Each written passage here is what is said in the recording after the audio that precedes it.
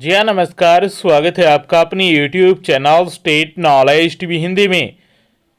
जी हाँ, हरियाणा सरकार की तरफ से 5 बड़ी अपडेट आई हैं। आज शाम 6 बजे 4 नवंबर को जान लेते हैं इनके बारे में संपूर्ण जानकारी। आगे भी आप हरियाणा सरकार की या हरियाणा के मुख्यमंत्री मनोहर लाल खट्टर की हर घोषणा, फैसले, नियम, निर्देश, आदेश, योजना, निर्णय, सूचना और संदेश की जानकारी जानने के लिए स्टेट नॉलेज टीवी हिंदी को सब्सक्राइब कर लीजिएगा। जी हाँ, पहली और बड़ी अपडेट आई है, सूचना आई है ये सूत्रों के हवाले से। पहली अपडेट है, पंजाब से लगते जिले और दिल्ली से लगते जिलों में आज स्कूल बंद करने को लेकर निर्णय हो सकता है रात तक। यदि निर्णय होता है तो सबसे पहले जानकारी आप तक पहुंचा दी जाएगी, क्योंकि एयर क्वालिटी इंडेक्स इन जिलों में, पंजाब से लगते जिलों में और दिल्ली से लगते जिलों में ज्यादा खराब हो गया है। हवा जहरीली हो गई है, आंखों में जलन हो रही है और सांस लेने में भी समस्याएं आ रही है और फॉग, कोहरा छाया हुआ है, जो विजिबिलिटी है वो भी कम हो गई है। तो आज संभव है, दिल्ली से लगते जिलों में ज्यादा संभावना है आज स्कूल बंद करने को लेकर निर्णय हो सकता है। अभी तक नहीं हुआ है, जैसे ही होगा तो सबसे पहले जानकारी आप तक पहुंचा दी जाएगी। सूचना आई थी ये सूत्रों के हवाले से।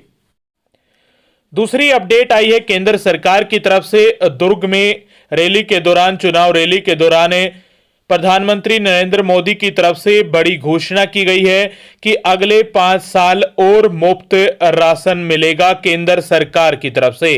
केंद्र सरकार की तरफ से जो राशन मिलता है, जिसमें कोरोना के दौरान शुरू किया गया था, जिसमें 80 करोड़ लोगों को ये राशन मिलता है, अब इसको 5 साल के लिए और बढ़ा दिया गया है। अब 5 साल और केंद्र सरकार की तरफ से मुफ्त यानी फ्री में राशन दिया जाएगा।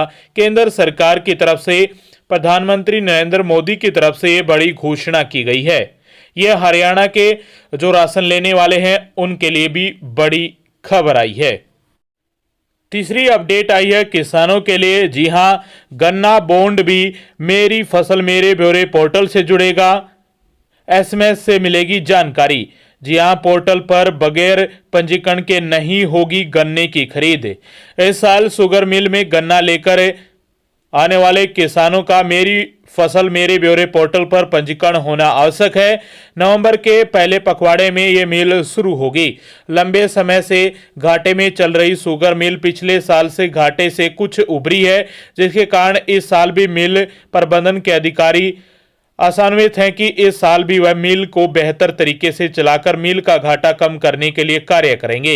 ये अपडेट आई है सोनीपत से। सोनीपत शुगर मिल के दायरे में 185 गांव के किसान आते हैं, जिसमें गन्ने की खेती करने वाले किसानों का जो बॉन्ड किया जाता है, जिसके अनुसार ही इन किसानों का गन्ना शुगर मिल में लेकर जो पेराई का कार्य है वो किया जाता है।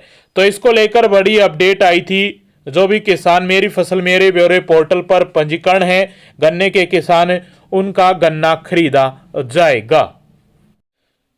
चौथी बड़ी अपडेट आई है, हरियाणा के मुख्यमंत्री मनोहर लाल खट्टर ने घोषणा की है कि हरियाणा में अब किसी भी विभाग में 18 साल से कम उम्र के युवाओं को सरकारी नौकरी नहीं मिलेगी।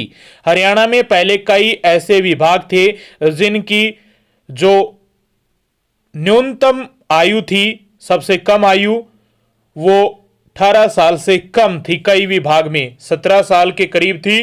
तो अब किसी भी डिपार्टमेंट में, किसी भी विभाग में आपको 18 साल का होना जरूरी है फॉर्म अप्लाई करने के लिए। सामान्य वर्ग के लिए 18 से लेकर 42 साल तक की उम्र के उम्मीदवार ही आवेदन कर सकेंगे। अनुसूचित जाति, पिछड़ा वर्ग, सैन्य सेवा के दौरान विकलांग हुए सैनिकों की पत्नियां, विधवा और तलाकशुदा महिला और अविवाहित युवतियों को 5 साल की छूट दी जाती है। वो 47 साल की उम्र तक आवेदन करने की छूट रहेगी। दिव्यांग और कच्चे कर्मचारियों को 52 साल की उम्र तक सरकारी सेवाओं में आने का मौका मिलेगा। तो ये उम्र रहने वाली है अब आपको सरकारी नौकरियों में जाने की। पहले 18 साल से कम भी अप्लाई कर सकते थे।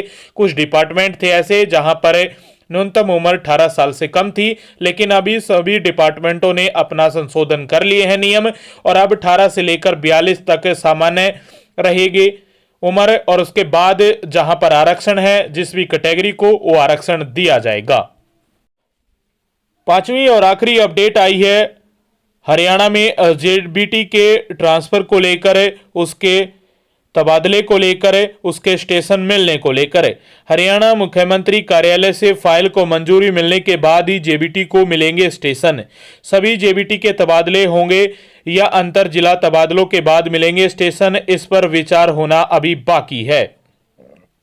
हरियाणा में जेबीटी शिक्षकों के तबादले होंगे या नहीं, अभी इस पर असमंजस बना हुआ है, क्योंकि अभी तक मुख्यमंत्री कार्यालय से जेबीटी के तबादले करने को लेकर भेजी गई फाइल पर अंतिम मोहर नहीं लगी है। मुख्यमंत्री कार्यालय से फाइल आने के बाद ही जेबीटी शिक्षकों के तबादले करने पर विचार किया जाएगा। दरअसल शिक्षा विभाग द्वारा कुछ दिन पहले 2004, 2008 और 2011 बैच के जेबीटी के अंतर जिला तबादला प्रक्रिया पूरी की गई थी।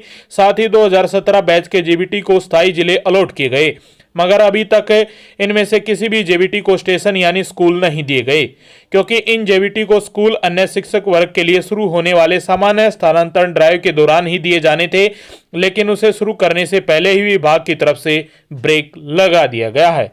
तो अब फाइल मुख्यमंत्री कार्यालय में है, वापस नहीं आई, वहां से मंजूरी मिलने के बाद ही जेबीटी को स्टेशन देने पर विचार किया जाएगा। अभी फाइल सीएमओ में है, वहां से फाइल पर जो मंजूरी वगैरह है वो दी जाएगी, उसके बाद ही जो प्रक्रिया है उसको आगे बढ़ाया जाएगा। आगे भी आप जानकारी लेना चाहते हैं इसी प्रकार रोजाना हरियाणा सरकार, सीएमओ हरियाणा, हरियाणा के हर डिपार्टमेंट की हर खबर, हरियाणा मुख्यमंत्री मनोहर लाल खट्टर की हर घोषणा, फैसले, नियम, निर्देश, आदेश, योजना, सूचना, निर्णय और संदेश की जानकारी जानने के लिए स्टेट नॉलेज टीवी हिंदी को सब्सक्राइब कर लीजिएगा।